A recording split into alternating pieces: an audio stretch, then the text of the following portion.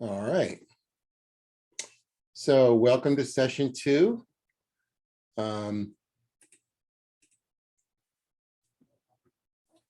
I went through the material for session 2, and I decided that we could probably get through all of it.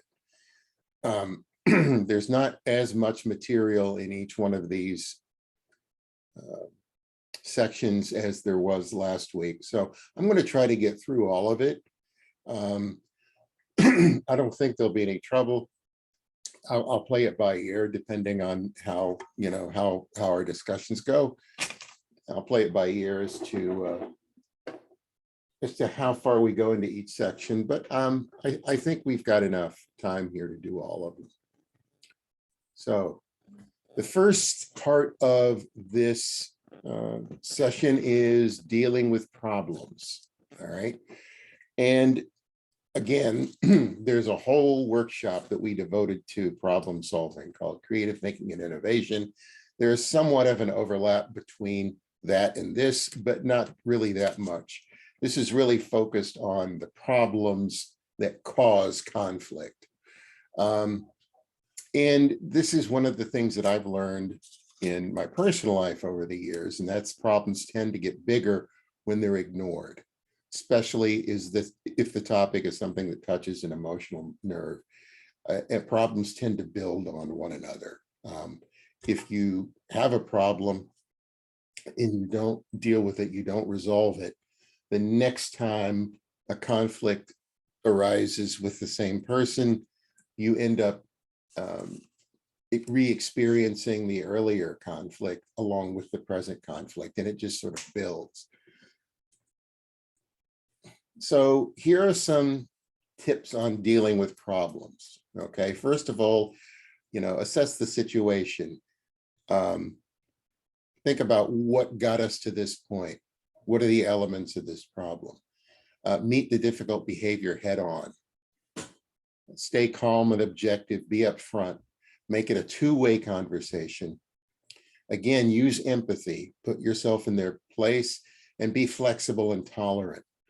One of the themes that we're going to hear over and over again today is, be aware of your role in this conflict.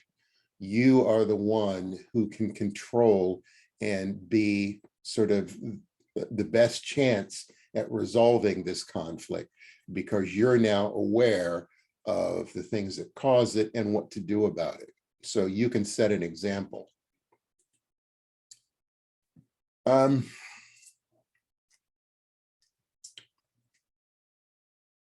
When talking about difficult behavior, you should understand that we can be very complicated as human beings. So there's a lot of things that drive difficult behavior. One of the main things is fear. So people feel fear all the time. Fear of failure, of humiliation, of losing power, of rejection. Low self-esteem, poor self-esteem can be a driver. Probably some of you who work with clients have experienced the self-esteem issue, because one of the things that I've learned as when I do career coaching is the impact that having a bad career or not being able to hold down a job has on your self-esteem. Also, drug and addiction issues, dealing with illness, or having limited coping skills. So what are some other causes that you've experienced with your clients or coworkers that drive difficult behavior? What are some of the other causes that you've experienced?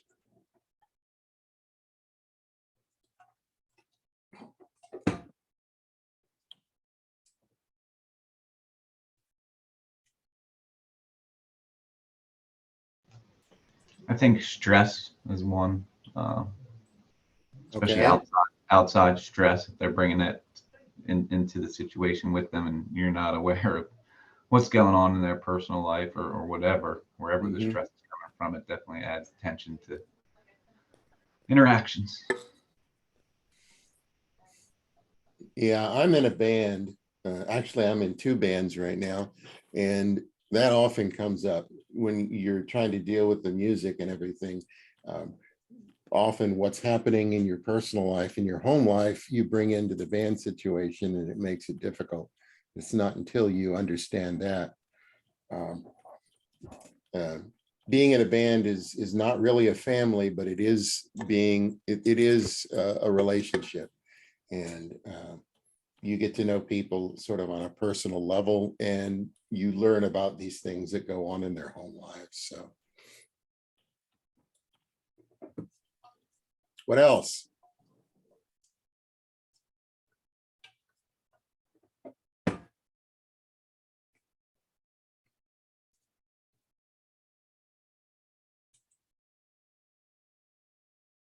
What are some other things?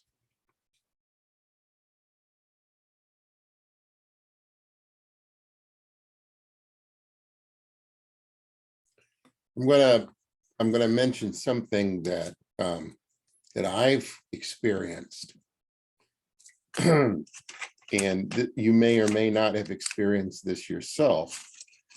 And one of the things that I remind people is, I'm a consultant, I'm a trainer, I'm not a psychologist, and so I'm not competent to diagnose situations, but um, psychological conditions can definitely cause difficult behavior.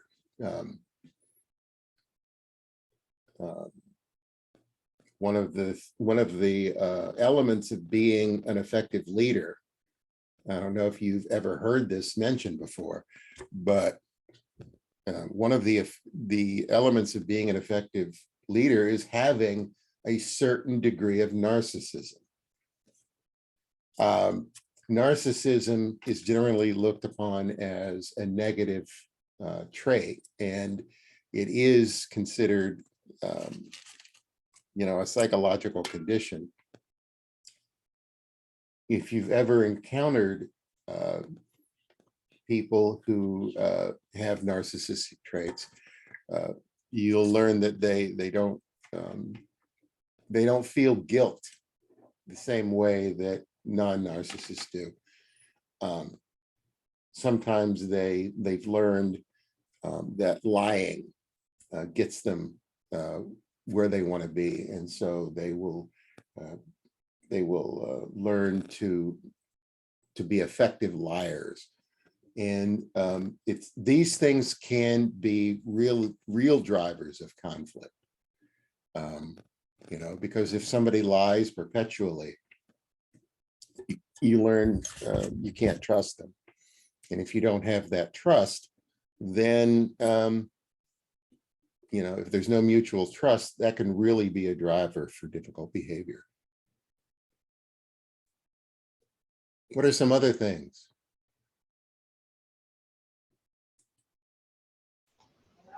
I'd say along that same line, ADD, ADHD. ADD? Yeah. Any kind of disorders along those lines can make for difficult behavior, Mm-hmm.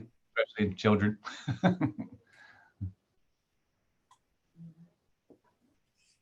Dan says ambition. You want to elaborate on that, Dan?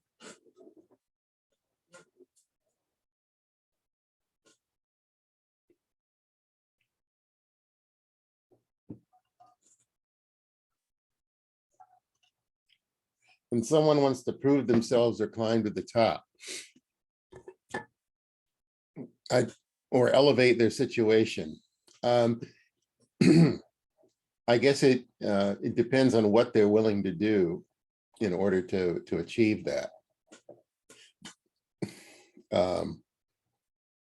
So I think Dan's point is there can be some real negative aspects to ambition that can drive difficult behavior. Not that ambition in of itself is bad, but all behaviors can drive difficult situations. Something simple like assertiveness. I'm going to give you a case history here shortly. somebody I dealt with, where assertiveness, their natural assertiveness was really getting in the way.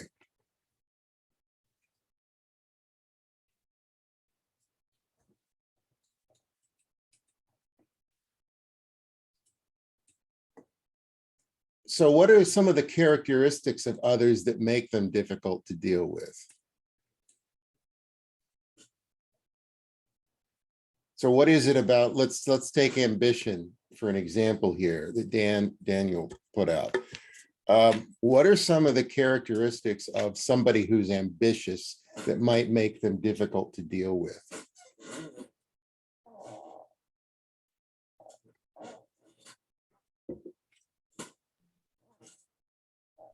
It can be self-focused as opposed to being team-focused. Putting their own needs and desires ahead of the success of the team. Mm-hmm.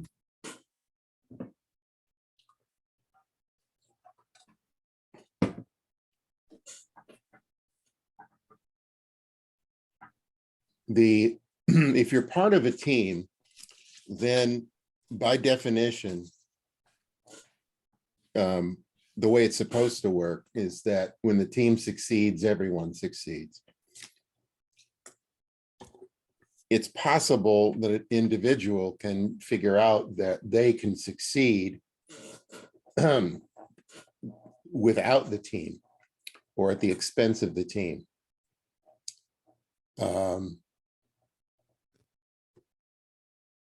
Daniel says, they might have their own agenda.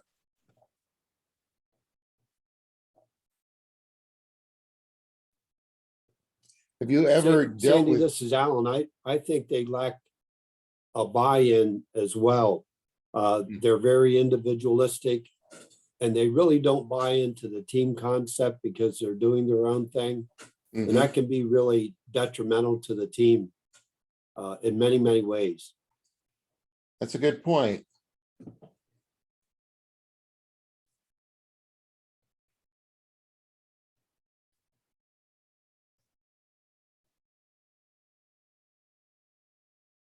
What are some other characteristics of others that make them difficult to deal with?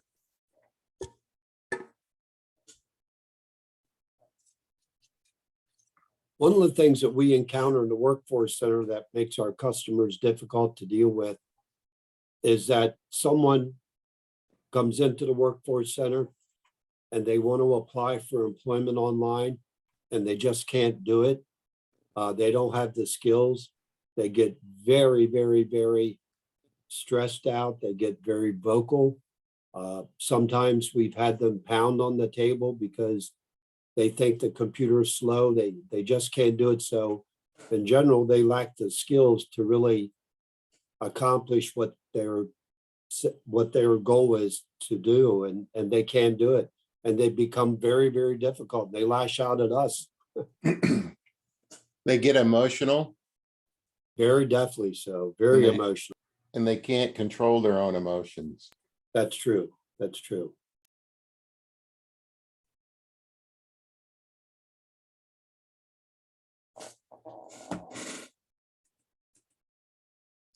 What are some of the weapons they use against us?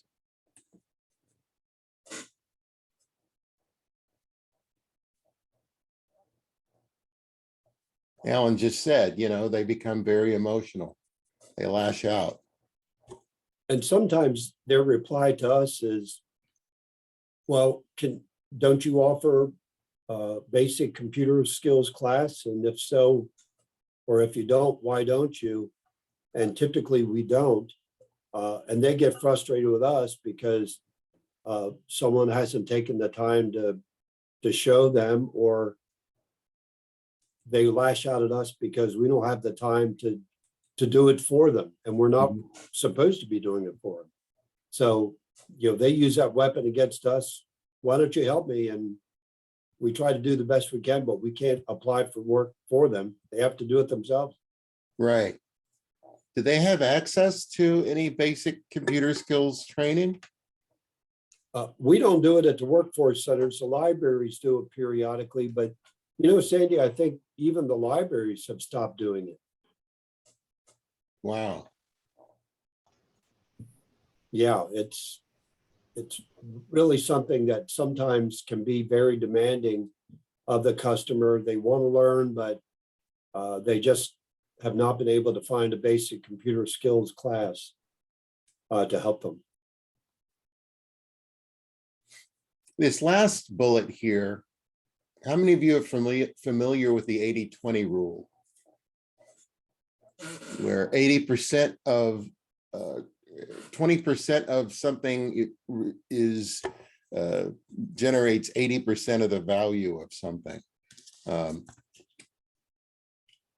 The sort of the inverse to that is that 80% of our problems come from 20% of the people we interact with. So 80% of our problems would come from 20% of our employees or our clients. Is this something that you've experienced? I would agree with that. I think a lot of times when my cell phone rings and I look down at who's calling me, 80% of the time is 20% of my staff, and I'll know by the person calling, like, oh man, do I really feel like getting into this conversation right now? And then the other 80% of the people that call me are like, oh, I'll answer it real quick. Hey, what's going on? Is there a real issue? So yeah, I see that with just when my cell phone rings. In business, the way that we apply this is that when you look at your customer portfolio, you say 20% of my customers provide 80% of my revenue, and then 20% of my customers provide or generate 80% of my problems. And what you're supposed to do with that knowledge is jettison the 20% of the customers that cause 80% of the problems. But in your world, you probably can't do that. You have to have effective ways of dealing with that 20%, because they're always going to be there. There's always going to be those who drive difficult behaviors. So do you have any questions about this section? Comments? Insights? If not, we're going to go to a 3-step conflict resolution model. And this, I'm actually combining the 9 and 10 from your books, because they are essentially a continuation of one another. So this is a 3-step process that you can use to help resolve conflict. And this is something that once you learn it, you can start practicing it in real life. And again, the more you practice it, the more you'll get better. So this is in your workbooks as well. First of all, do some background research. Decide if the issue is worth your time. And if it is, clarify the problem and determine the facts, frequency, and frustrated relationship. What you're trying to do here is figure out what is the problem, what's driving the problem, what's the root of this problem. Okay, Laura, I got your message. Laura's got to leave here. Yeah, we are recording the video, so I will be posting this later on. So the goal of step 1 is to get to the root of the problem and figure out what it is we're dealing with here, because once you get to the root of the problem, it's a lot easier to determine a path forward. Then the step 2 is presentation. Host the difficult person in a conversation. Create a safe zone. When we say a safe zone, what we mean is something where there's just you two, and with no interruptions and no others involved. Place where no one else can hear it. Describe the behavior gap and make it easy to have the conversation, make it as easy as you can. And then step 3, take action. Create an agreement to move forward, create an action plan together, and then follow up. So, excuse me, combining this with session 10, we're going to practice this. And we're going to incorporate this in an actual example. So this is some individual class work for you guys. So what I want you to do is to think of a scenario where you've encountered conflict with a difficult person. We asked this question previously in last week's session.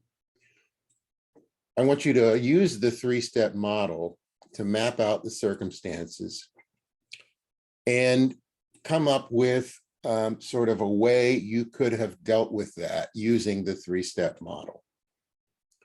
If you don't have an actual example, select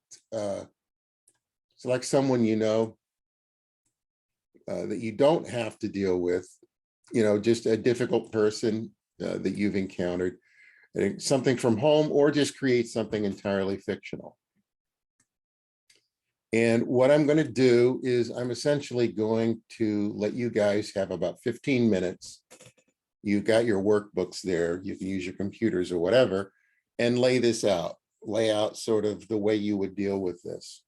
And then we'll get back together and we'll share our results.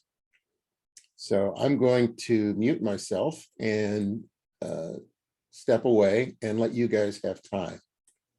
Are there any questions before we get started? Can you put that 3-step model back up, or Sure. tell me what page it's on? And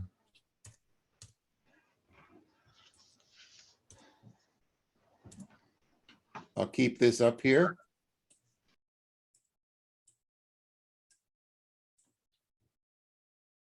Any questions before we get started?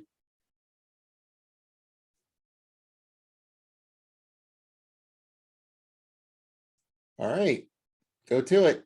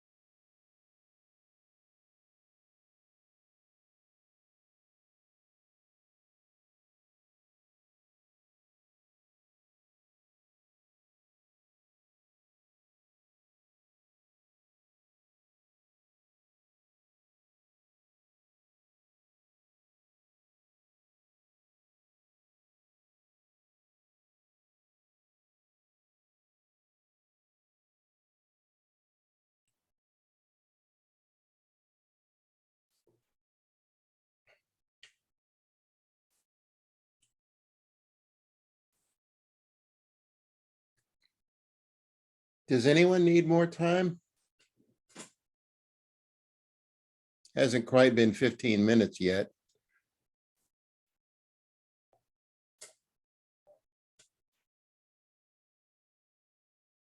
Is anyone still working this out?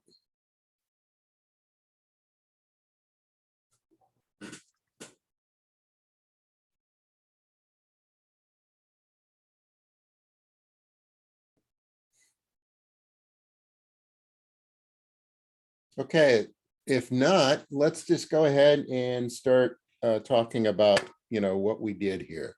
So who wants to go first? I will. Okay, I think mine is more generic and straightforward. Working with the Department of Human Services, our goal is to provide benefits to the customers. And a general, I guess, conflict or challenge that I see as a new comer to the agency is oftentimes customers will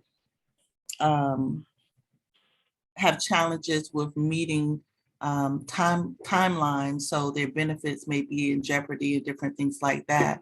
So I've had a lot of customers, well, several customers to contact me and basically just vent about how I'm unreachable, the challenge in getting me and those kinds of things. They just unload right there, whether it's face-to-face or in a phone conversation. And as I listen to their concern, the real underlying issue is that my benefits are getting ready to expire. I need immediate attention. And I think the first initial times I experienced that, I sort of went back and forth with the customer about accountability and their role in ensuring that their benefits are issued on time. But I come to realize and just been humble, understanding that they're in a complex situation, that they just need their benefits, whether they have time management issues, whatever the case may be. At the end of the day, the underlying concern is I want the benefits, I need them, they're getting ready to expire. So oftentimes what I would do is research the issue. The issue is benefits are getting ready to expire. They need the attention there. The presentation and creating a safe zone is no longer confronting them about their accountability, but just sort of letting them vent.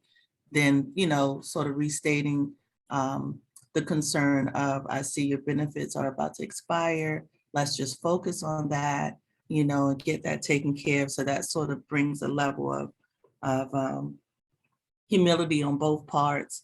And the action is just getting the service to the client, and so if that means helping them right there in person or giving them a telephone call back, letting them know that we were able to remedy the issue, those types of things help with this general situation. So that's my presentation. how often does it, do you find that a lot of the problems stem from their unwillingness to do what they need to do? I would probably say, being a newcomer and my experiences, probably 85 to 90% of the time. They may have, different requirements they have to meet for certain programs, or, I guess life just happens, or they have family issues, a lot of different challenges. And, rather than identify those and be accountable for their actions, it's easier for them to say, hey, I couldn't reach you by phone, or I tried to call you back and you didn't call me back at this time. Sort of pointing a finger as a resolution. So we just, understand where they are and recognize that need, using your 3-step conflict resolution model is just identifying a problem. Is it worth the time? Yes, because that's our job. We have to provide a service to the client.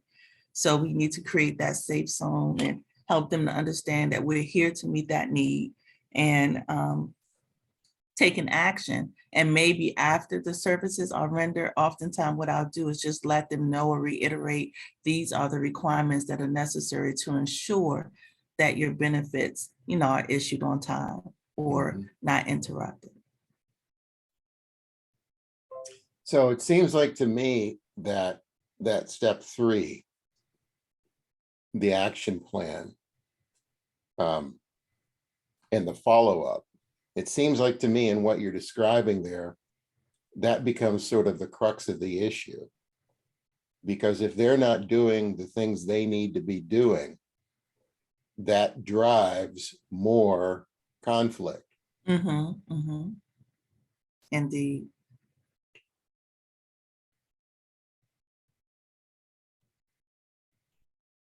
Does anyone have any comments or insights about the situation that she just described?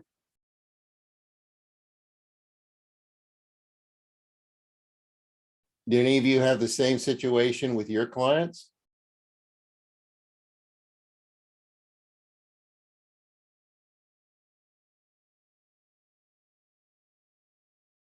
Okay, who's got another one? Thank you for sharing that. Who's got another one? You're welcome.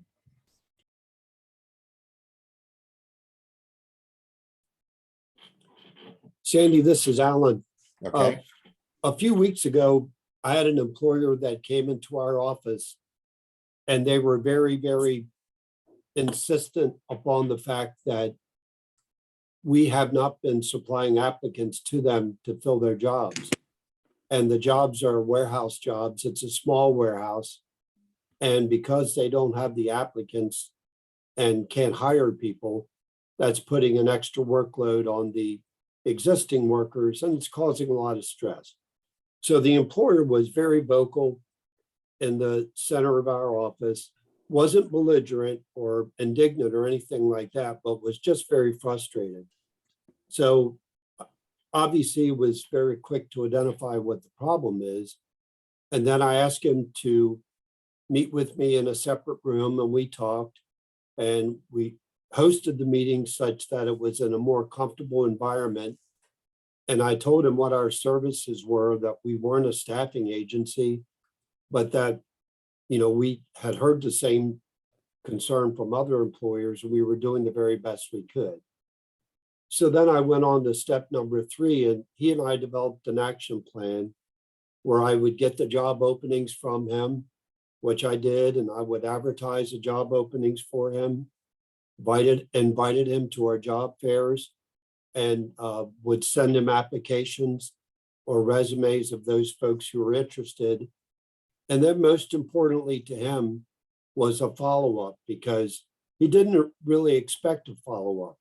But I did the follow-up, and that was very pleasing to him. And so it seems to be a good rapport that we have now. It was just a frustrating experience. He eventually hired some folks.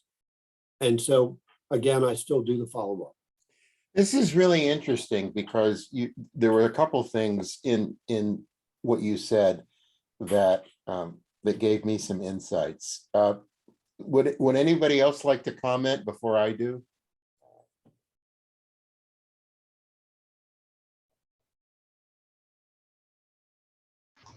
What did you folks find interesting about the situation, Alan's situation here? I think you guys kind of went the extra mile. I mean, if it's not, you know, necessarily your responsibility to make all that happen, it seems like you did. You know, you posted the position, you kind of went the extra step to help him with his issue, even though it might have not been fully your responsibility. So that's good. And definitely I get the follow up too. That's an important step, I think, just to make sure they know that you do care and you're listening.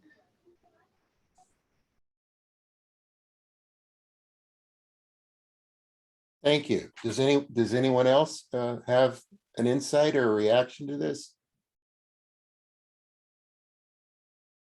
What I really think is interesting about this situation occurs in step 1, and that is clarify the problem. There are so many ways to define this problem, and if you try to define it from the perspective of the business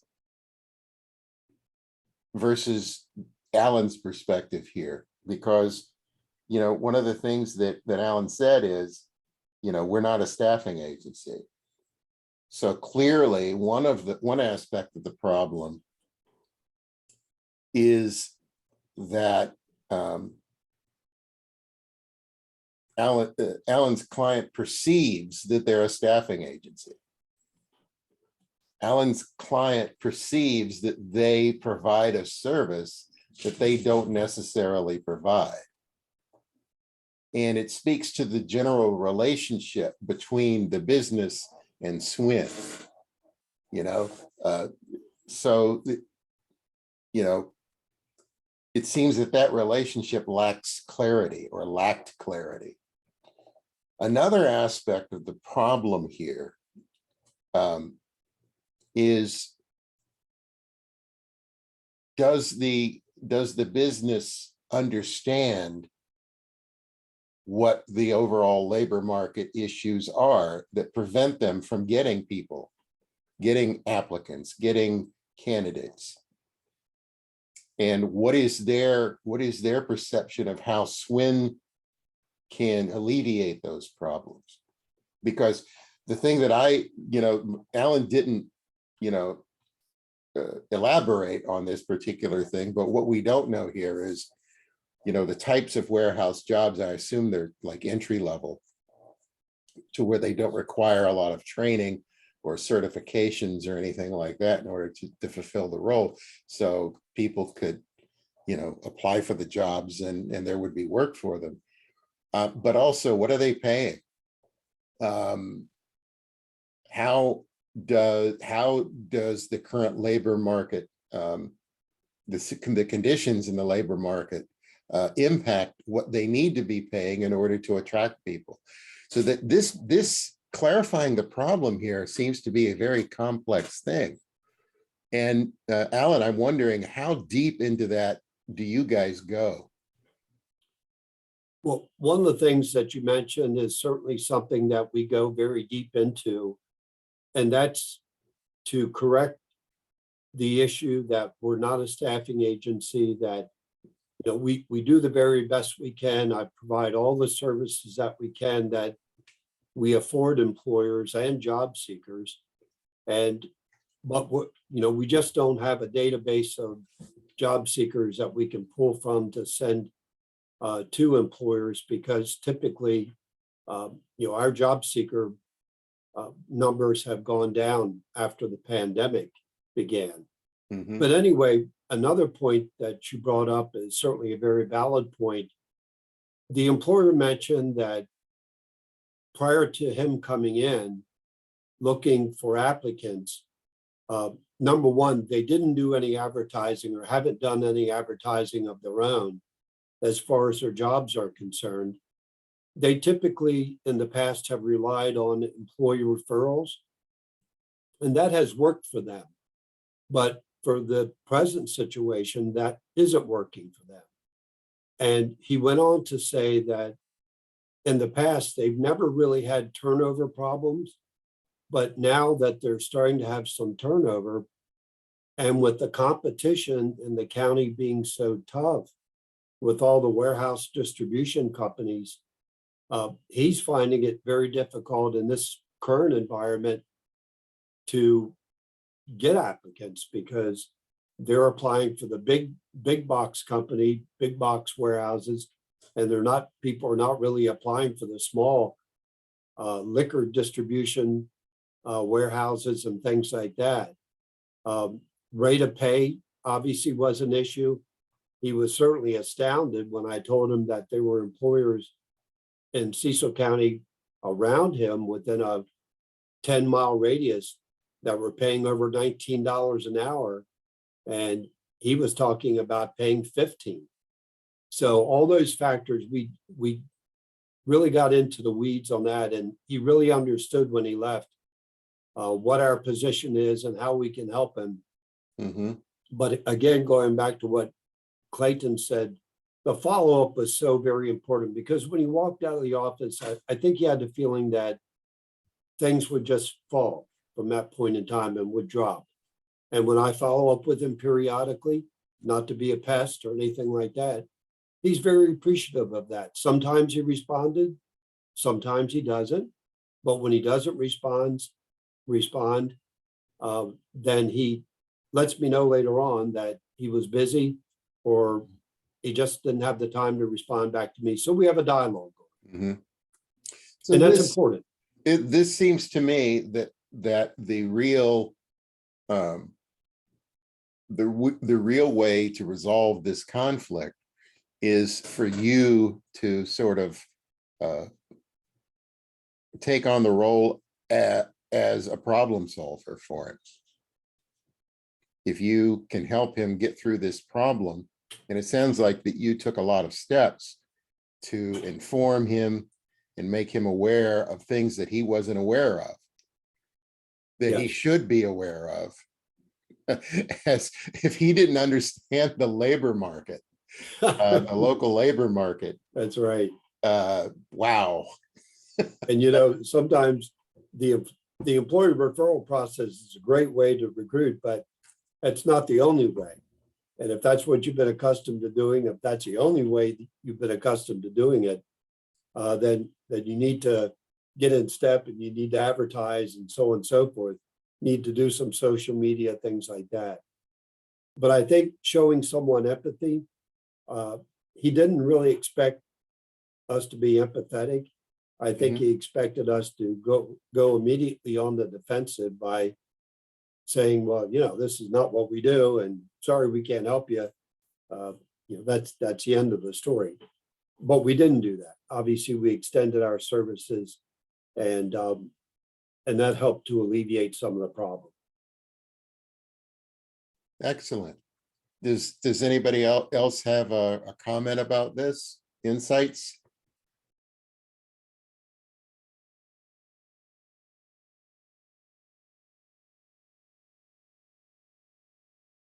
Let's do one more. Who else has one here?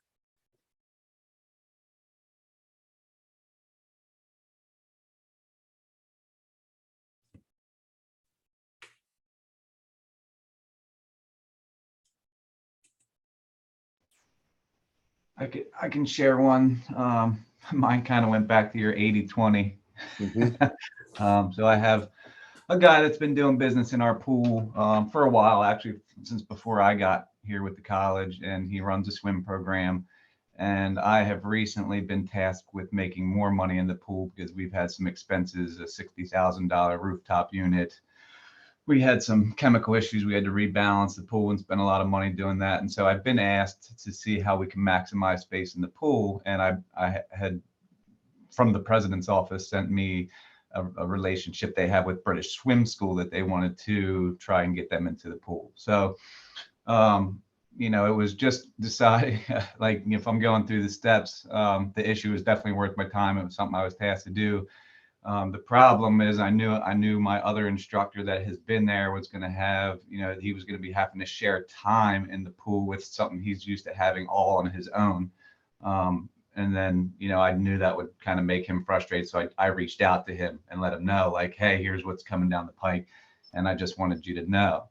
And of course, he got, you know, irate about it. And he was like, yo, I've been making the college money for, you know, X, Y, and Z. And he just kind of laced into me, which I listened to. And I knew that was kind of going to be the way he went with it.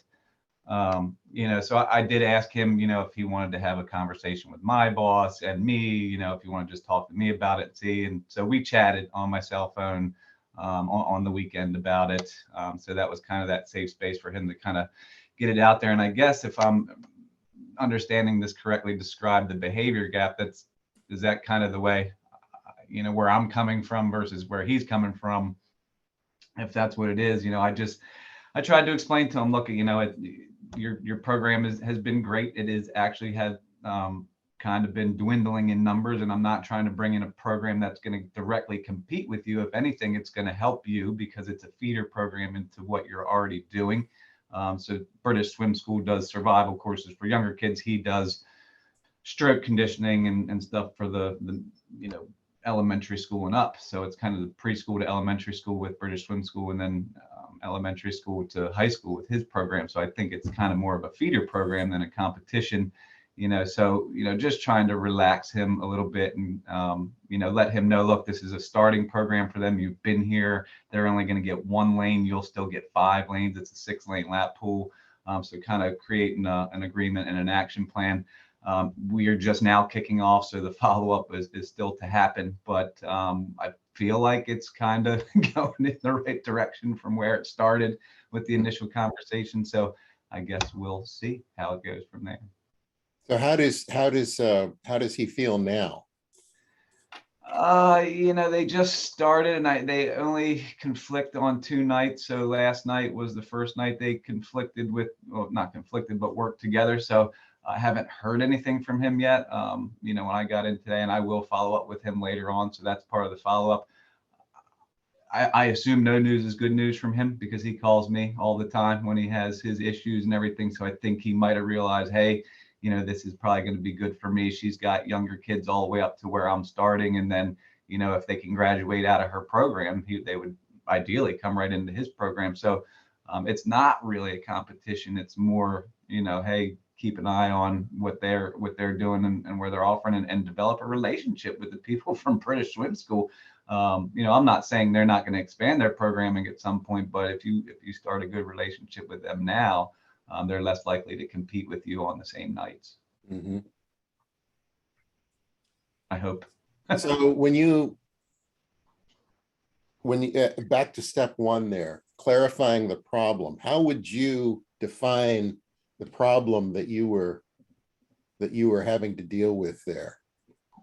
Well, I know he uses all 6 lanes and he's been comfortable. Like even if he has a small group he's in there Tuesday, Wednesday, Thursday nights. He's got the prime times and he's on there Saturday mornings at prime time. So even if say his Wednesday night group, he's only got 10, he Mhm. likes to spread them out amongst the 6 lanes. You don't need 6 lanes for 10 kids. So Mhm. where he sees that as a problem, I don't. So, Mhm. just trying to clarify that, I think, and explain that to a situation where we can both come to a mutual understanding, I thought would be important, even though I'm sitting here thinking, what do you need 6 lanes for 10 kids? Mhm. But if their skill levels are all that much different, I get why you want to spread them out. He pays his staffing, so, that's on him. If he wants to have 6 staff come in to use 6 lanes so he can spread the kids out, I'm getting the same amount of money off the deal than, Mhm. whether he's paying 6 people or 2 people. So, maybe it's a chance for him to combine some groups, save some money. I don't know, but I knew that would be probably one of his issues, was just the spacing of it all. So, do you think that now do you think that at the time when this came up, back at step one there, do you think that he had a very clear understanding of his role in the big picture? Because when they came to you, there was a problem that they were asking you to help solve.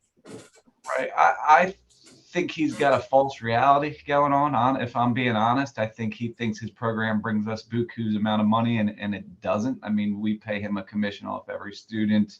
I pay for the lifeguards. He doesn't pay for the lifeguards. He does pay for the staffing. But, when it's all said and done, we got bills to pay. We got to maximize programming in the pool, and your numbers aren't near what they used to be. His kids will start to phase out of his program. He doesn't have a feeder coming in as strong as he used to anyway. When his kids were younger and he was really putting the time and effort into that program, when his kids phased out, I noticed it started to kind of trickle away, whether he was spending less time, less energy on it or whatever. Now, it's still a healthy program, still brings in, $3,000 to $5,000 a semester.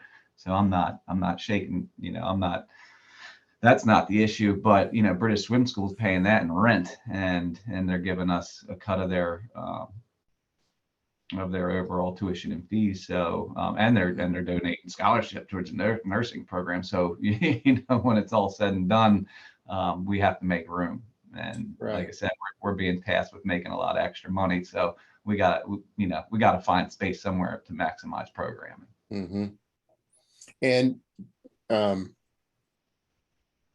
do you think that he's now more conscious of his role in the overall revenue picture? I do.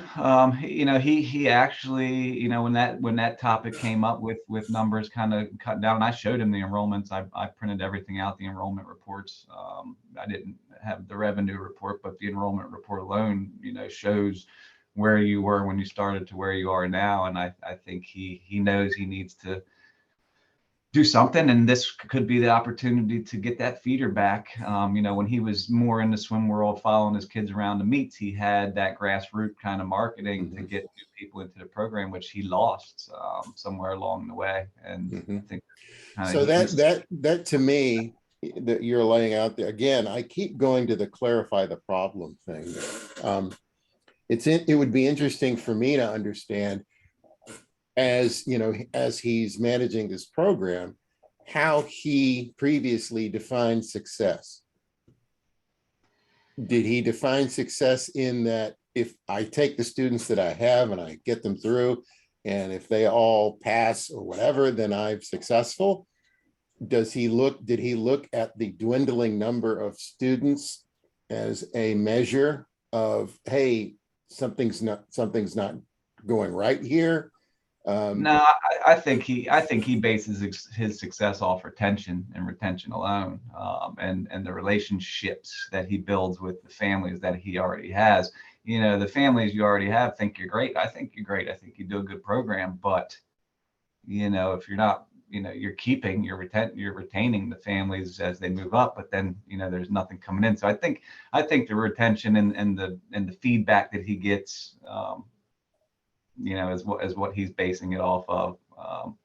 Again, I personally think he's got too many staff there for the amount of kids he has. So money must not be the issue. And I know he does other things at other pools.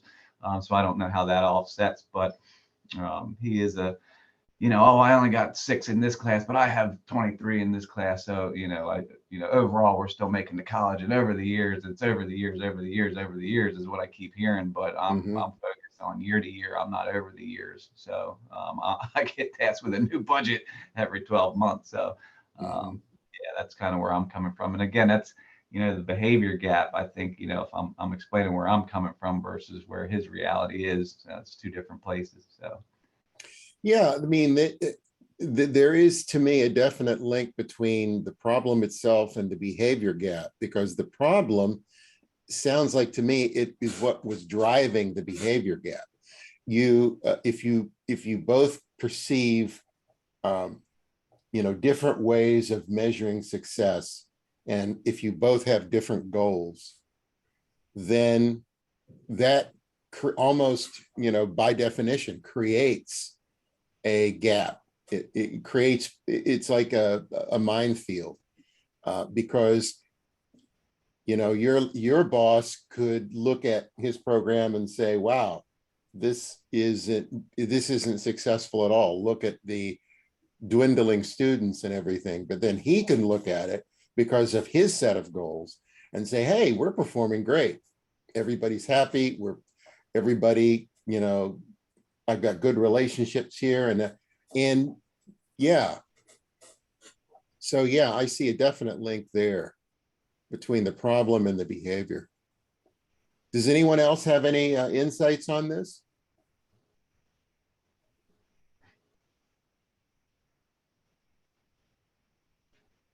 We lost Dan. He had to back out because he had another commitment. I think one of the things next year that I'm going to push is that we need to get back to doing these live. I want to get everybody in a room together. It's so much more effective when you can do it that way. COVID made doing things remotely a necessity, but I really want to start doing these things live again. So do you have any questions or insights about this? What did you learn from this? I think no matter what I learned is no matter what you're going through this process, so it is good to know the different steps so you don't skip one. Skipping one step could lead to more problems. So it's another good slide to have there when you're dealing with an issue, just to make sure. My biggest insight is the importance of that first step. If you don't understand the problem that you're dealing with, you're not going to be able to deal with the behavior. You have to be on the same sheet of music as to your goals. You have to be on the same sheet and the music as to, you know, what problem we're dealing with here. And if you can get to that point, then everything else can just sort of lay out from that. What else?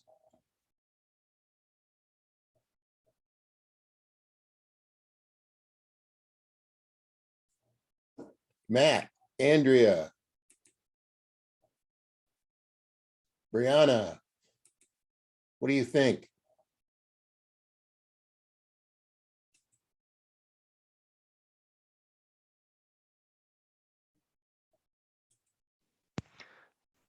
Cindy, I think that these are good insights and good strategies that we can incorporate in our daily lives and also in the workplace. Thank you.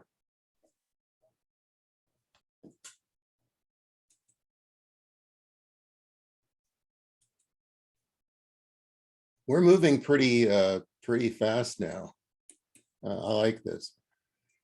Let's move on then to session 11, which is changing yourself. And I really don't like the way this is titled because in my experience as a organizational development consultant, the pushback that I get from people most when we're doing like the personality assessments and things like that is that, well, you know, I am who I am and I'm not going to change. And I do hear that sentiment a lot. People don't change. People are who they are.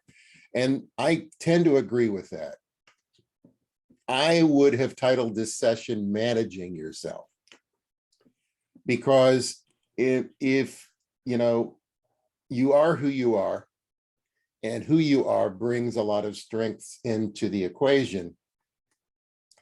But I think that the statement here, when we manage our interactions with difficult people, we may begin thinking we can also change other people is kind of off.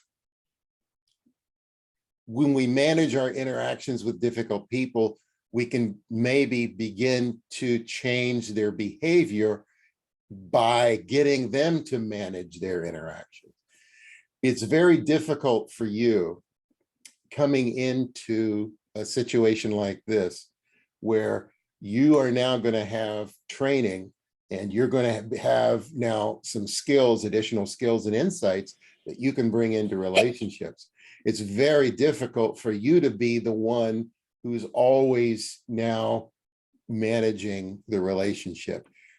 Both parties need to manage the relationship.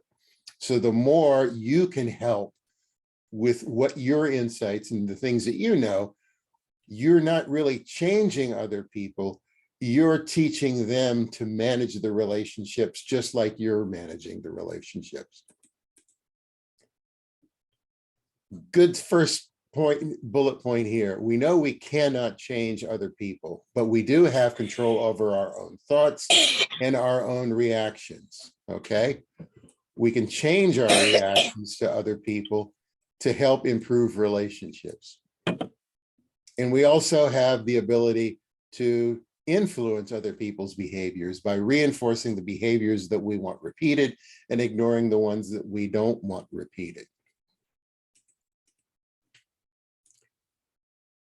Now, I put this slide in because I'm going to hammer this. I hammer this all the time. Self-awareness is your most powerful tool. It is the essential first step. Self-awareness then leads to team awareness. So, you know yourself and know the people that you're interacting with.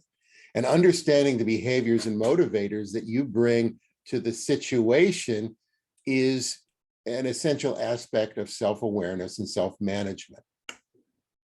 And what you've learned are the aspects of your personality that can both drive conflict, but also can help manage conflict. Just having that self-awareness, being aware of things. And from that, you can come up with strategies to understand others as well as to be understood. And then this last bullet here, learn how to estimate others' behaviors. I put that in because, you know, you and I can look at one another's DISC Plus reports. We can get very good understanding about one another, but often you do not have the benefit of knowing that. So, you know, in your organization right now, how many people's behaviors do you have a really good handle on? What I'm going to teach you now will give you a way of putting things in the same, sort of the same language as the DISC Plus, so that you can sort of directly compare their behaviors with yours.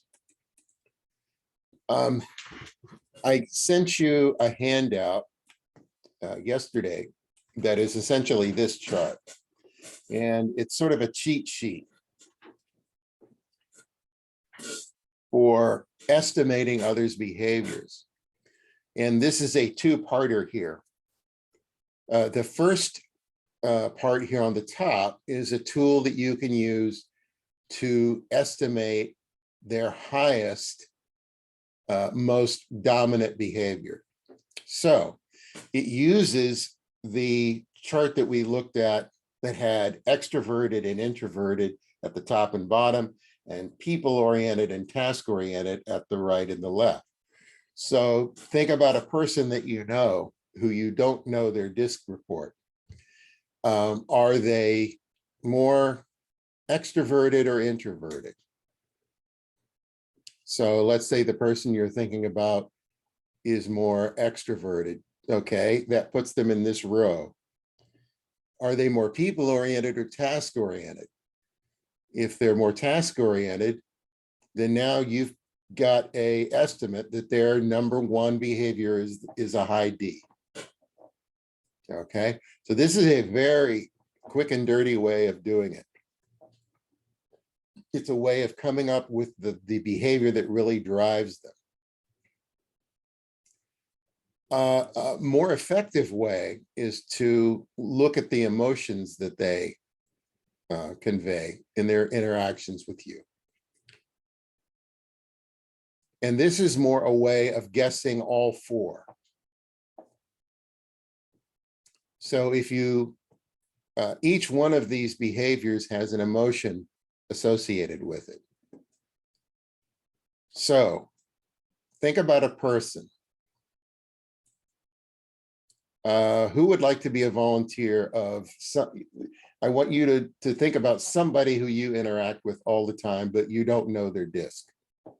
I need a volunteer here.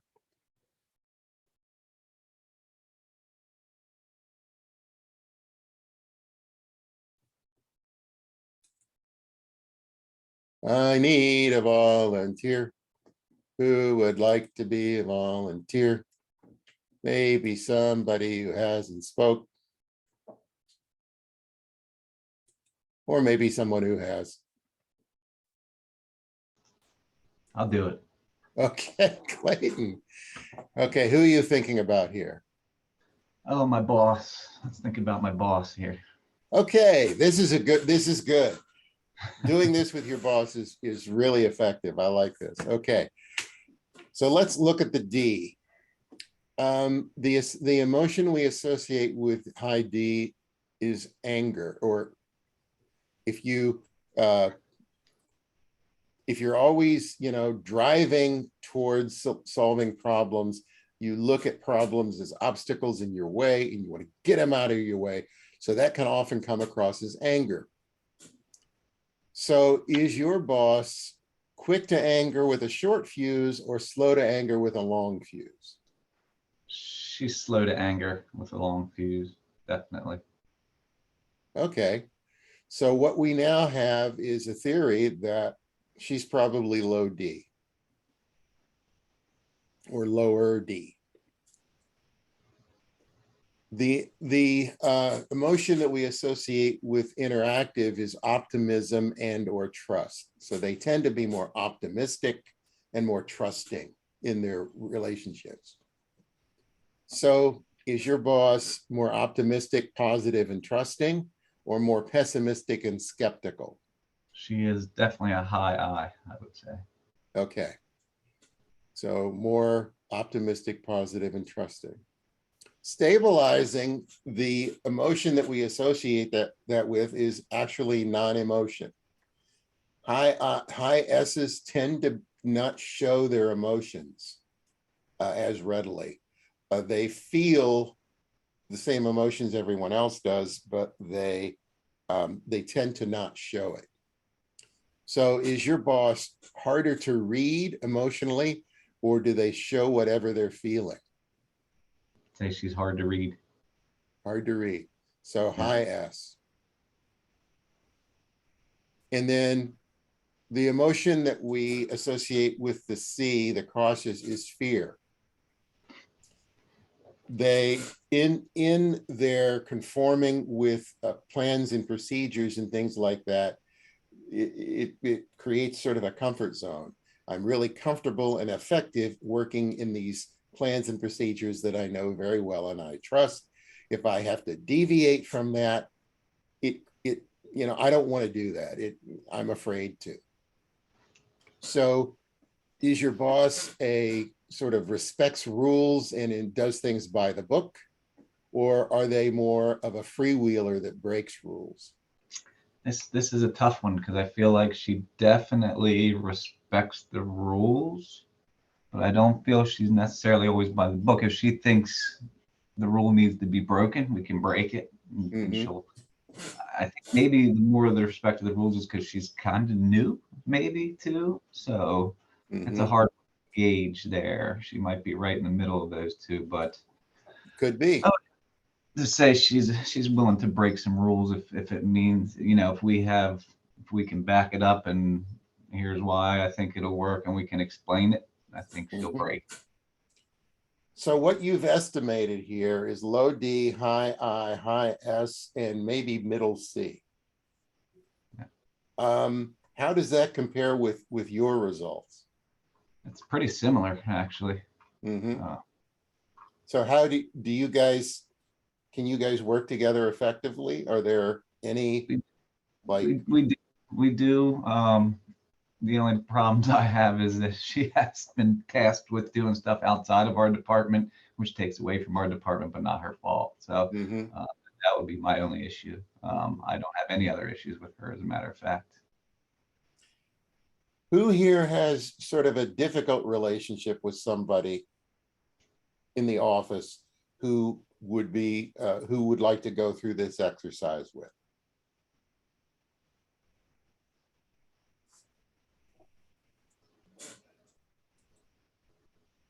Sometimes I wonder if when I see a person online here, if they're actually there, because I only see one video.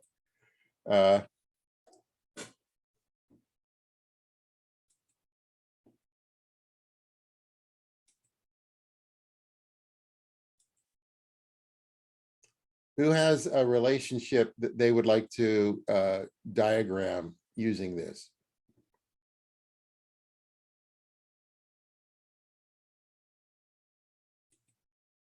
Somebody, come on.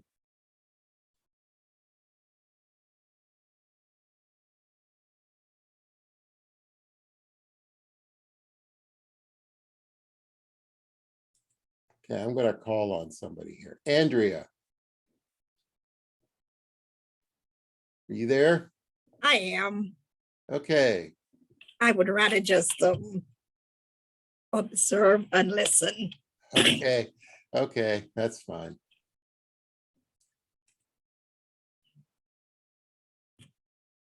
Does anybody have a relationship that, or a person who they would like to diagram with this?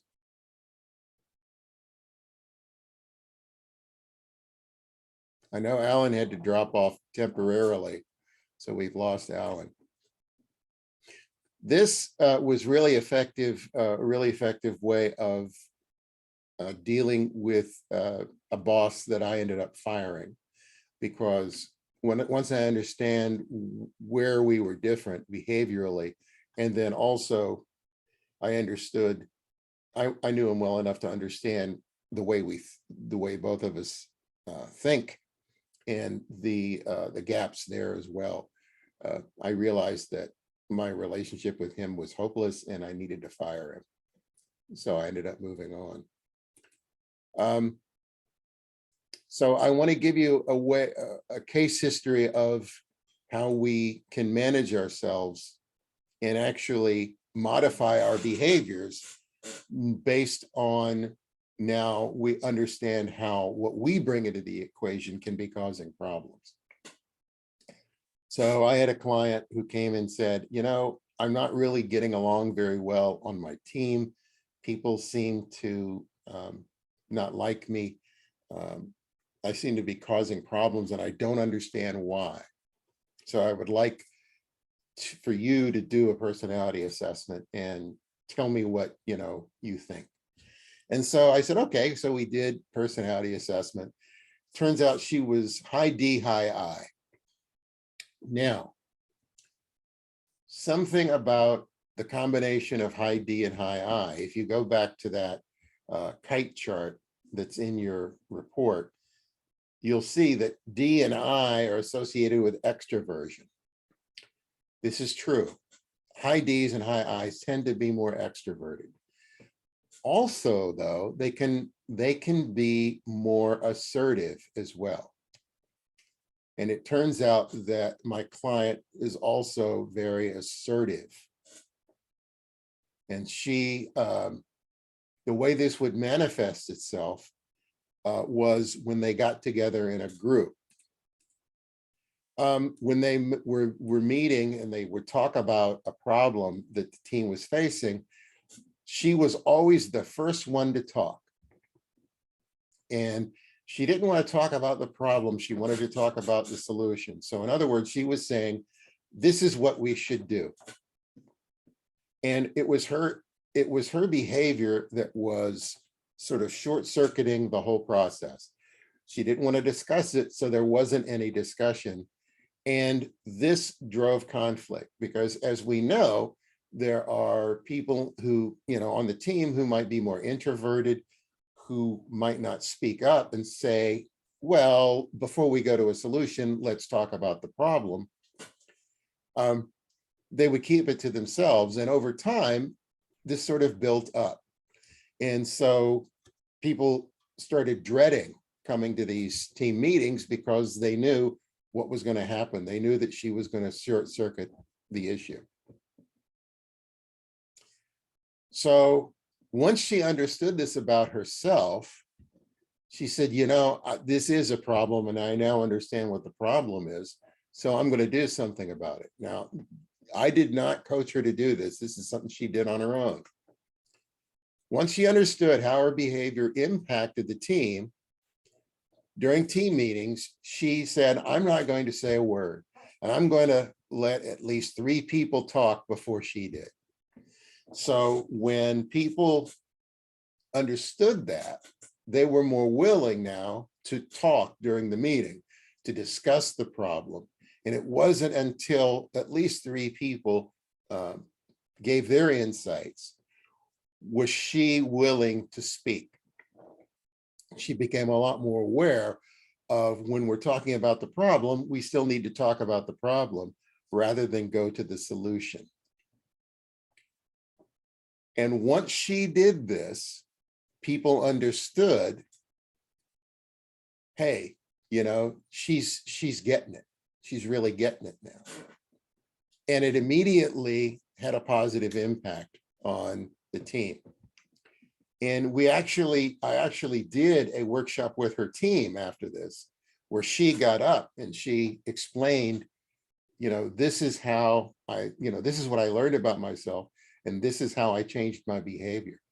So this is an example of managing yourself, okay? She was able to temporarily suspend her need to be the first one to talk and to just talk about the solution in order to make the team function better as a team. And it worked.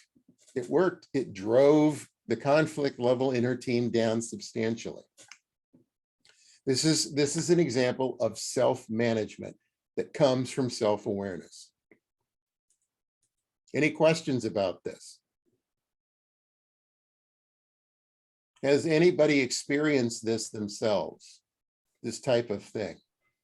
Alan, I don't have necessarily a question, but more so a statement. I'm Mhm. sorry, Sandy. I've just been heard Alan's name all morning. I apologize for that. Okay. But I was thinking about to a previous employer, and it really was a hostile environment. And I'm just wondering if a training like this would have benefited the community, and why trainings like this are not required or mandatory, if you will, because when you are self-aware, as you say, and realizing that you cannot necessarily alter anyone's behavior, but you can influence and model, it's very empowering. And when you're in a hostile environment where the employer is in denial and they don't recognize that they're more so part of the issue, as you stated in this particular scenario, it's very challenging to stay motivated and to keep the employees productive and so forth like that. So why do you think presentations such as these are not mandatory, especially on a supervisor level, so that they can be aware of their environment, and also empower their team? I'll tell you what I think. And this is maybe something that you, the rest of you can chime in on because of the type of work that you do, especially ones that work with clients.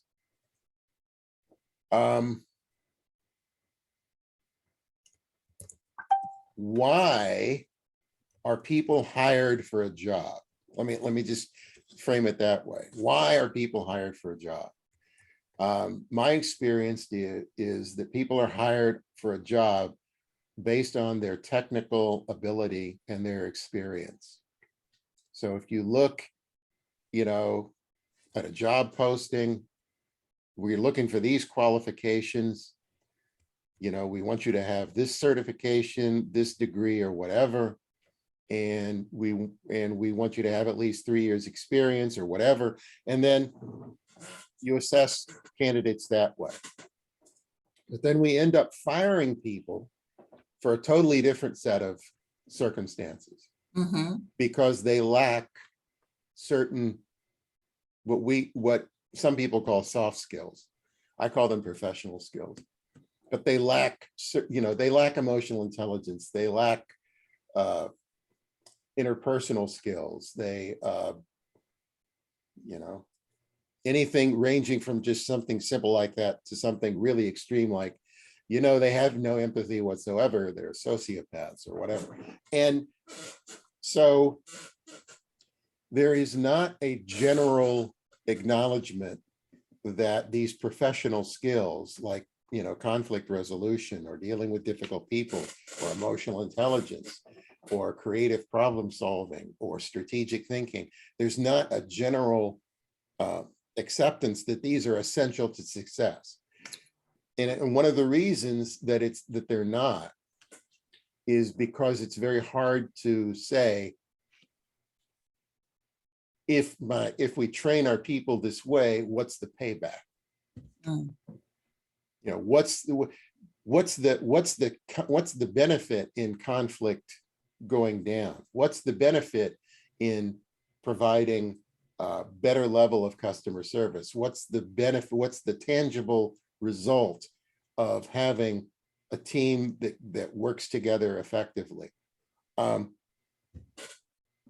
guess that's a long-winded way of saying that I believe that most managers look at this as something that's nice to have, but not really essential in order to fulfill the mission. What are some of the rest of your insights on this? What have you experienced here? Has anyone, I'll ask this to build off of what she asked, has anyone been in a situation where things like what we're talking about here are required training in order to do your job?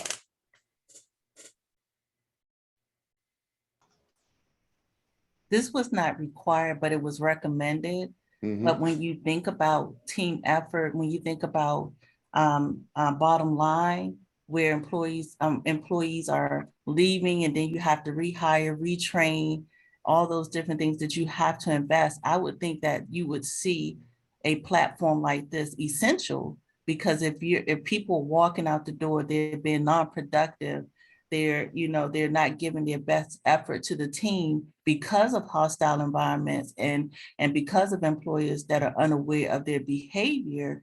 This is essential. This would be an essential platform to have to make people aware and sensitive and more team evolved. So I Mhm. definitely will be sharing this with my supervisor, that I think that this will be beneficial to our team as a whole, because being able to communicate, being self-aware, these are all self-power and self-empowering tools. I've done this before. I've done this training for the WIOA partners, and then from that, I've been asked to come into an organization and do a workshop for just them, and I'm perfectly willing to do that. It just becomes a matter of, you know, what problems are we trying to solve? What skills are we trying to build? And what's sort of the benefit to that? If there's, a clear, a clear issue that we're trying to deal with, and some way of measuring results, it becomes a lot easier, because again, you have to get past the idea that this is just nice to have. You have to sort of acknowledge and embrace the idea of these type of professional skills are essential. Just as essential as getting a certification or a degree. And I can tell you, we're not there yet. Do you feel like some of it might be because we live in I'll just say, we live in a world where we got to be careful on judgment of people and passing judgment on people, and this is really a way to judge people? How so? How could you elaborate on that? Well, how to estimate others' behaviors. I mean, if I'm trying to figure out, so how you interact and how you are you a skeptic, are you an optimist? I mean, I'm passing judgment here, like I'm trying to figure you out. So it's almost an HR nightmare in a way that, I mean, if you're doing it yourself, for the right reasons. If you're a boss that's trying to get everybody to take this so you can start judging where you think they'll be good and where you don't think they'll be good. I just think that might be part of the reason why people are like, I don't know if we can make this mandatory or not. But it should be. I think it should be. I think, to fit you in the best, to give you the best chance of success. I mean, you have to know that, I'm quick to anger. Don't put me on the front desk, like something along those lines. So I don't know. I'm just saying. I think that there is one part of that I'll agree with, and that stems from the idea that we tell people very early on that you can do anything that you want.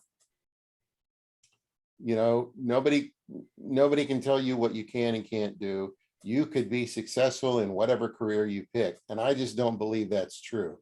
And if you now sort of lead with that idea and promote that, I think you might short circuit the process. The way I approach it is, self-awareness is important because it helps you understand the strengths that you bring to the equation. It helps you understand the value that you provide to an organization, and it also helps you identify your blind spots. And from this awareness, you can now see that there are certain roles that you would really be able to use your strengths in every day, a lot more than other roles. Because as you say, if there's a role that requires a really high level of interacting with others, yet I like to be by myself and maybe behind a computer and not interacting with others on a daily basis, I should acknowledge that, hey, this role is probably not for me. I should seek a role that enables me to utilize the strengths that come from the fact that I'm a low I. That to me is the first thing. And then the other thing is, you know, people close to me, there's a reason that I'm not supposed to administer this to people I really, really, really know well. And try to coach them. Is the idea that this pigeonholes people. I get that a lot with some stuff like Myers-Briggs. I'm certified to administer like about 6 different assessments. DISC Plus is just one of them. Myers-Briggs was the first one I was, and that's the most common. And if you're not familiar with Myers-Briggs, you get a 4-letter personality type, and there are only 16 possible combinations. So some people come out of that feeling, hey, I'm being pigeonholed. If my personality type is ISTJ, I'm being told that I'm exactly like everybody else who has ISTJ. It comes down to the consultant to be able to make distinctions to where you're not being pigeonholed. Let me give you an example of where, you know, this came up when I did this in a networking group that I'm part of. I administered the values assessment. And it was remarkable that the people in a sales-oriented job, they all came out the same. Their values, their highest value was economics. So they were really driven to make money. They were really driven highly in the political dimension to be in charge. And this group was very driven structurally. They needed a lot of structure. And one of the people who took it said, I don't understand this because it tells me that I don't have high altruism. And with high altruism, you know, I do a lot of volunteer work, you know, so why don't I, you're telling me that, you know, I'm not altruistic, but I am altruistic. I said, well, the results here state that you don't have high altruism. Could you tell us why you do the volunteer work? And she said she happened to be a real estate agent. And so she said, I do the volunteer work to get leads. So does volunteer work in all these organizations, hoping to get her name out, so that she can now drive more business to satisfy her high economic drive.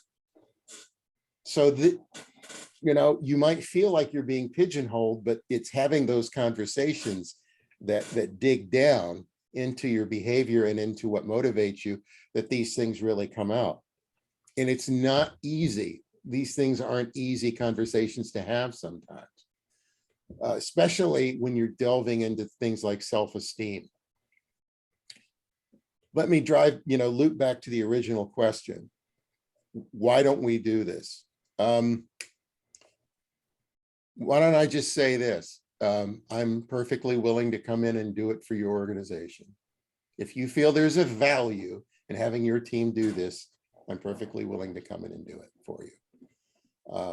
And the more people like you who go through this training, the more sort of upwards pressure we can exert on organizations to accept this as not just nice to have, but as something that is really essential for our organization to be effective.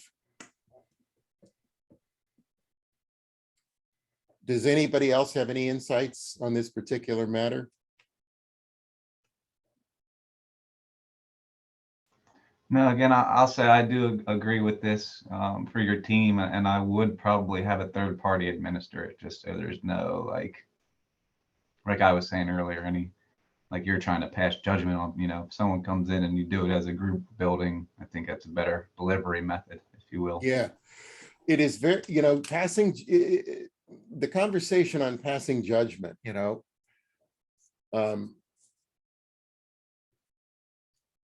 it's always better to have somebody take the assessment rather than to estimate their behaviors.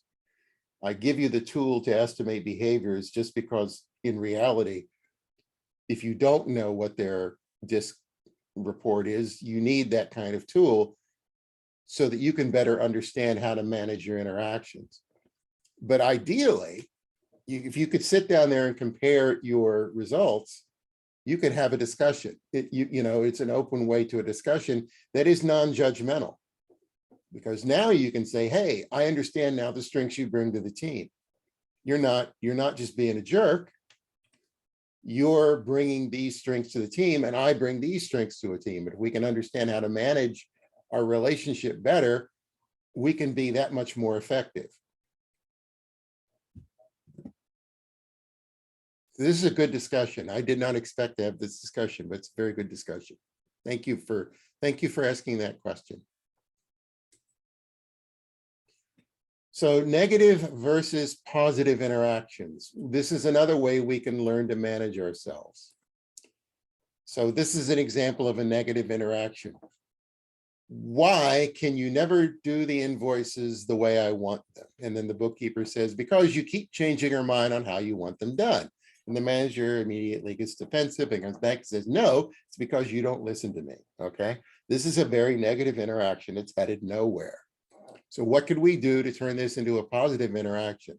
Let's say that the manager has gone through this training, hopefully, and they now are self-aware and they're aware of how to manage relationships better and how to diffuse things. So a more positive interaction is the manager says the same thing. Why aren't these invoices showing a due date on them? And the bookkeeper says, because you keep changing your mind. I don't know what you want. And the manager now says, I didn't realize I'd been sending you mixed messages.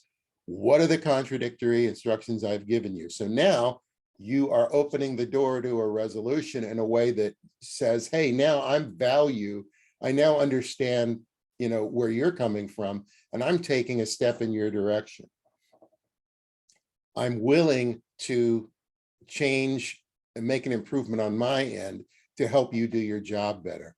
So this is a way of taking an opportunity for a negative interaction and turning it into a positive interaction. And because you are now, self-aware, a lot more self-aware than you were, and because you have these tools, you are the one in the best position to change a negative cycle to a positive one. And you're going to find it an easier task when you start with a plan. You can use the 3-step process as a guide. Anytime you have a tough, a crucial conversation coming up, a tough meeting, a problem that you really need to resolve, but you also have to be realistic. This is another 80-20 thing. Having that 3-step plan is the 20% of what you can do that will solve 80% of your problems. But there are still going to be some issues that require, more work, more interaction, and maybe help. So you have to be realistic. There are going to be situations that require you to go above and beyond what we've been talking about. Maybe bring in a third party as a mediator. Somebody who can help and somebody who's can facilitate the conversation, an unbiased person, an unbiased third party. Are there any questions about this section?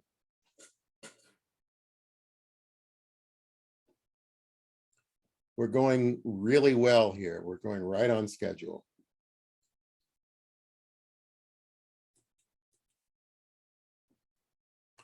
So the next section is called, why do people not always do what they're supposed to do? And I want to make this more of a discussion. And this is a short section here, because realistically, there are a million possible answers to this question. And we're going to talk about 10 very common reasons that people don't do, quote unquote, what they're supposed to do. Some very direct reasons here. They don't understand the why. Why should I be doing this? They don't understand when. I know that I should be doing this, but I don't know when to begin and end it.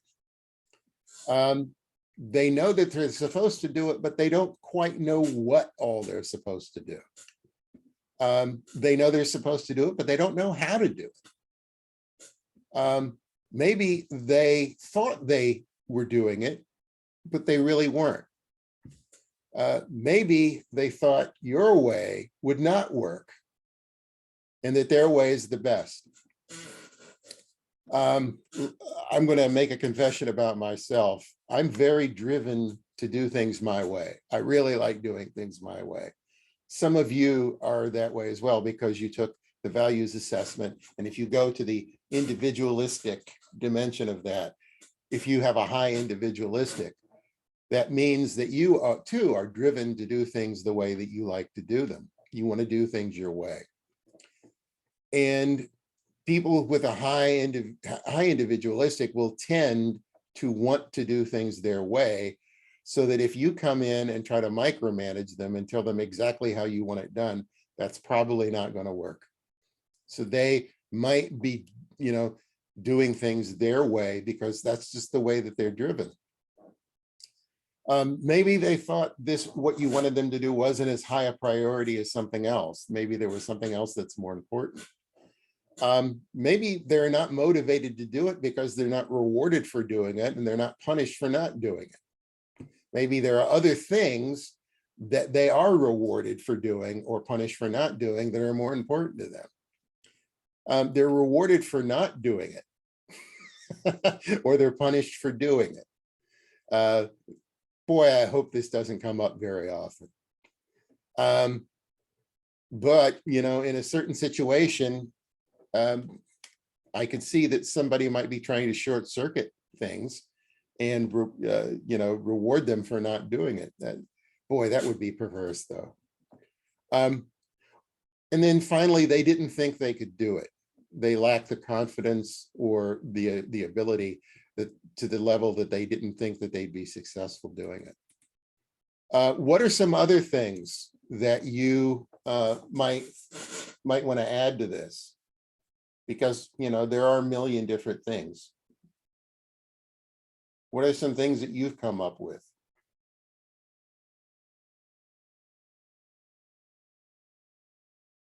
We've been talking about one aspect that I will add to this, that they're just not a good fit for it. That it requires something that is really not part of their personality. I think I said on day one too, I think a lot of times I don't know, it's not me, but they forget or they need a reminder. I don't see that on here anywhere either. I feel like I give a lot of reminders these days. Don't forget, don't forget. Maybe everyone's busy. So let me give you an example of somebody that one of my colleagues coached. He was in a sales position, yet he was not driven to make money. So he was not a very effective salesperson. What we find is that effective salespeople have a really high economical drive, because often sales positions are rewarded on commission. So the more you sell, the more money you make. So it attracts people who like to make money. But this person had a very high altruistic drive and a very low economic drive. And they just weren't a good fit for it. Okay, so they weren't meeting their sales quota, whereas other people were meeting their sales quota. This person had a choice. They could either find another job, or they could figure out a way to use this person's strengths to be more effective in what they were doing. And this is a special case where they were able to do that. They, because this person was highly altruistic,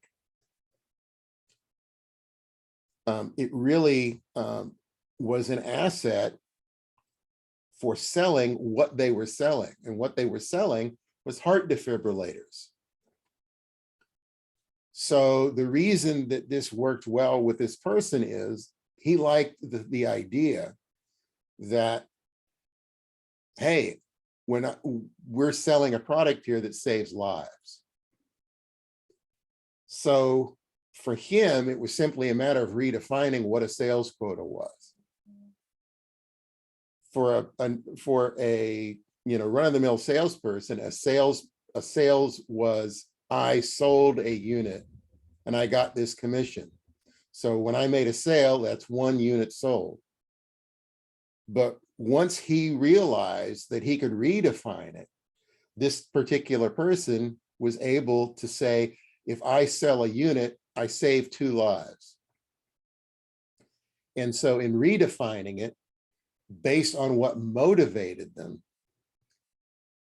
he was able to now turn it around and be successful. And he was able to meet the sales quota by redefining what he was really doing. These situations are out there, and it's fortunate that he was working in an industry where he could make that redefinition. But most often what we see are people aren't able to sort of go that distance to redefine it. And they're better off doing something else because they're just not a personality fit for the role.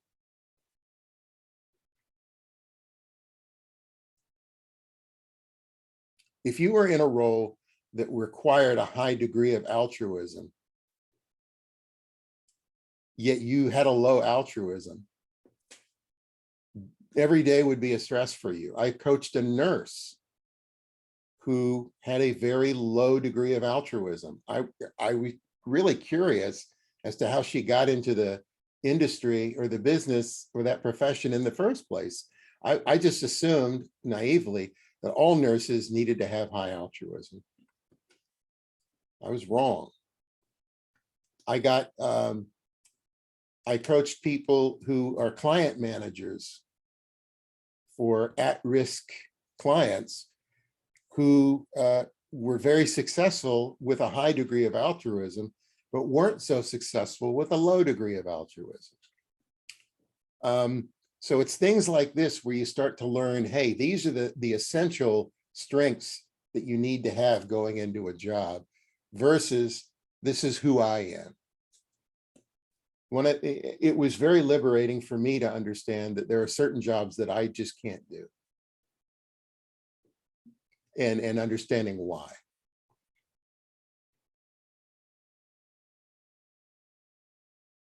Does anyone else have anything to add to this?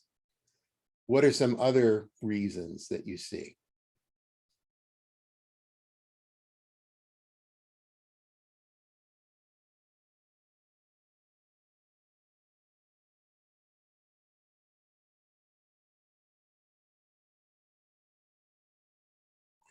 In looking at these 10 things here, do you have any insights now for what you can do about it?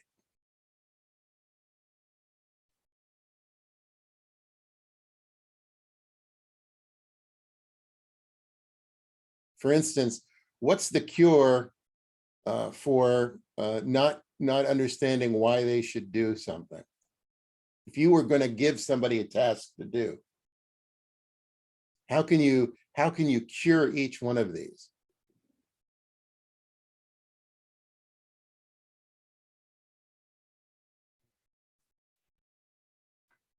I guess first by starting by understanding their behavior type or their makeup, as we've been discussing. That's good. Understanding, okay, I'm going to do this. I'm giving this task to somebody. What is it that I know about them that makes them, what strengths do they bring to the equation that will help them be successful at this? And what blind spots do they have that might get in the way?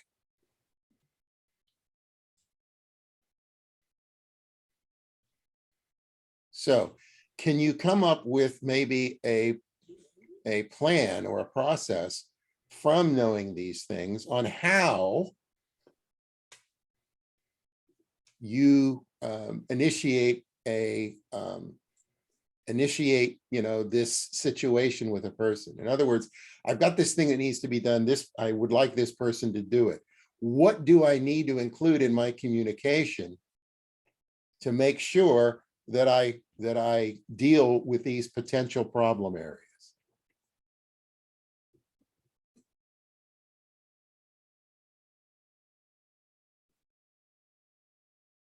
Using the 3 steps, that's a good start.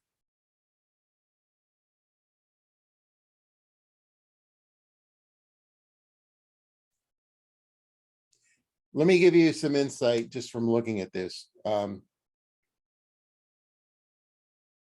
If I had somebody who I had in mind to do this task, and I knew that there were all sorts of things that could get in the way, the first thing I would explain to them is, this is the task and this is why it's important. This is what we're trying to accomplish. I would lay out, this is when the task has to be done by. I would ask them, do you know how you would go about doing this? There are some people who you would give it to and just say, okay, run with it. And you knew that they would be able to handle it because, they know how to do it. But there are some people who you have to now tell how to do it. Depends on where they are in their development as an employee. Could you go through the process of how to get it done?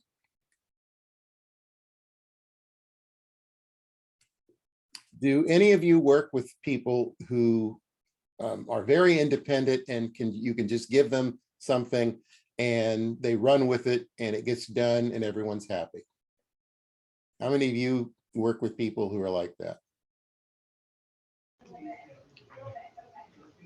I definitely have a couple coworkers that are like that. Yeah. How many people work with people who actually need to be told, do step A, step B, step C, step D, step E in order to make it happen? Okay. What we find is that there are people in different stages of professional development. And as a leader, you learn that people who are in that first stage need to be told exactly what to do and then how to do it. And then people who are in a higher stage, maybe they can take on more of it on themselves. And the goal is to get them to a point where you just tell the result that you want and they can do it. They go out and they do it.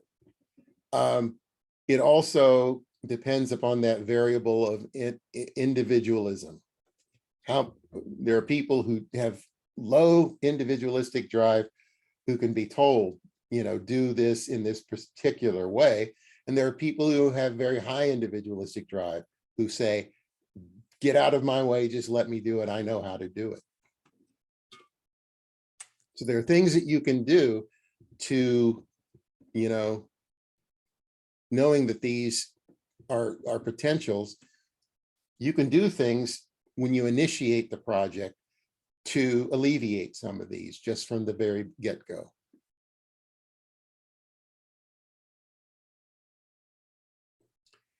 They thought that something else was more important. I used to work for somebody who would come out of every management meeting with a list of important things, a list of priorities, but it was generally 2 pages long and it was unprioritized because to him, everything was #1 priority, which is nonsense. But it is often very important to explain where this particular task fits in the overall priority. Is this the most important thing that you need to be working on? Or is this like the 3rd or 4th most important thing?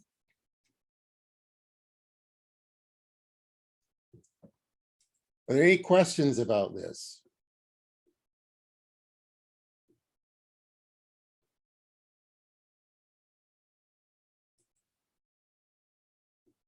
Okay, this is the last section here, and I think we're going to be done a little early. So you can go to lunch. You have my permission to go to lunch early. So here's difficult situations can be very stressful. And even if you've got solid strategies and tools for dealing with them, it can be exhausting. It requires energy to deal with conflict. So here are some things that you can do to sort of unwind after dealing with a difficult situation. It'll help you recharge. Deep breathing, okay? Take a deep breath and relax. Tell yourself that getting upset about this will not help. And remind yourself the benefits of being in control. Remember, you're going to be now better equipped going into these situations to manage yourself and to manage the interaction. So you're not going to let this person get to you, okay? And you're never going to be able to change their behavior with anger.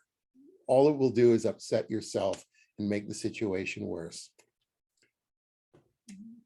Figuring out how to say what you need to say without anger.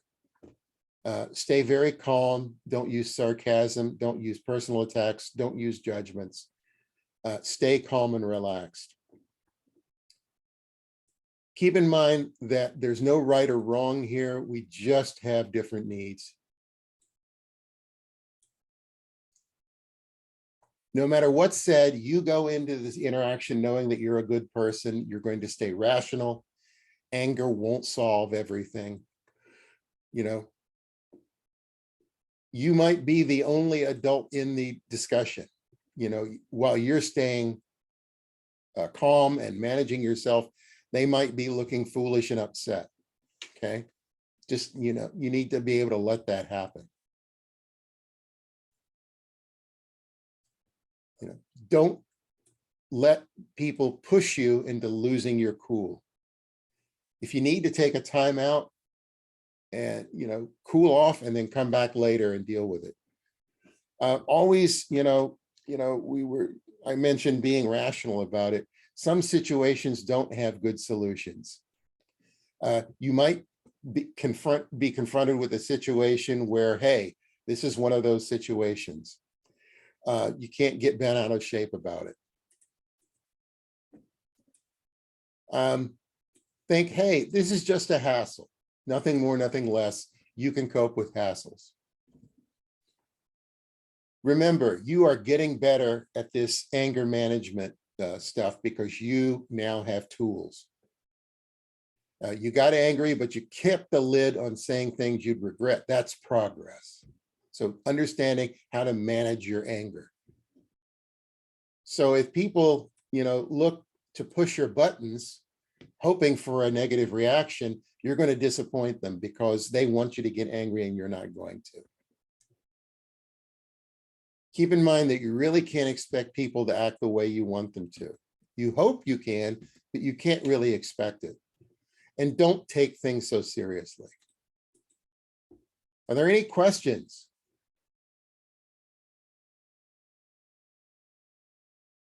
Do you have any questions? Any comments, any insights? Does anyone disagree with anything that you've been taught over these last few sessions?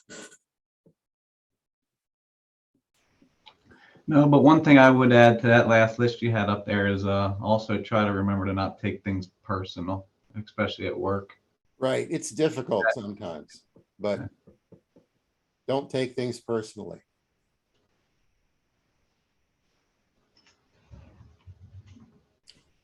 So, how do we end this? I'm going to recommend some further reading here. Again, the training that's online for emotional intelligence and conflict management, the two workbooks I sent you, use those. I suggest you read through them and gain some additional insights. Again, if you want a one-on-one review of your DISC Plus, all you got to do is email me We can set up a time to go over it like we're doing things here, like a Zoom call. And I'm happy to do that. If you, since somebody brought it up, if you would like me to come into your organization to do a workshop like this with just your team, contact me and we can talk about it.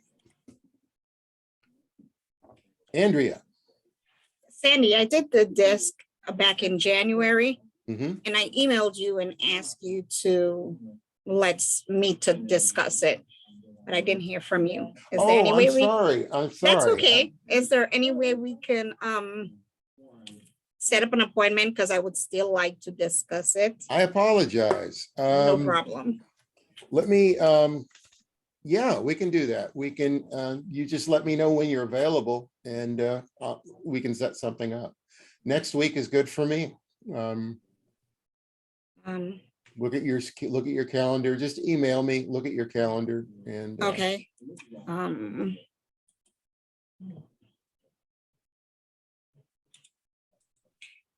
Next week is good for me too. We can try Monday Okay, if you're available. I can If do, not, I can do Wednesday. Monday. Oh, no, I can't. I just realized. Okay. I'm going to be gone. I just said everything's good for me. I just forgot. I'm headed to Virginia on Monday and I won't be back till Wednesday. Oh, okay. So every day is good next week, except for Monday, Tuesday, and Wednesday. So Thursday and Friday are good. Okay. Thursday and Friday. Friday is not good for me, but Thursday, yeah, I'm available all day. Yeah, I generally have meetings on Thursday morning, but Thursday, like at 1 o'clock would work. Okay, Let's that set works for something me. up. Yes. All right. If anyone else would like to set up a time to go over this. Because Clayton mentioned some things that are, reality when it comes to dealing with these personality assessments. You don't want to use them to judge others. You want to use them to manage relationships and to gain insight about yourself and others. So having these conversations on how to best use the results is really important.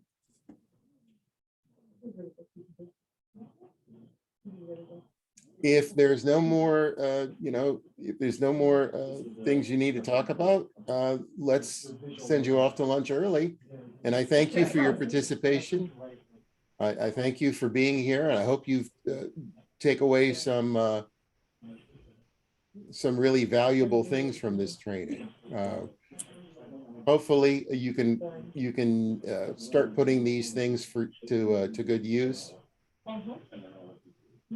And have a great rest of the weekend. Thanks, Sandy. Always Thank you. education. All right, you all take care. Okay.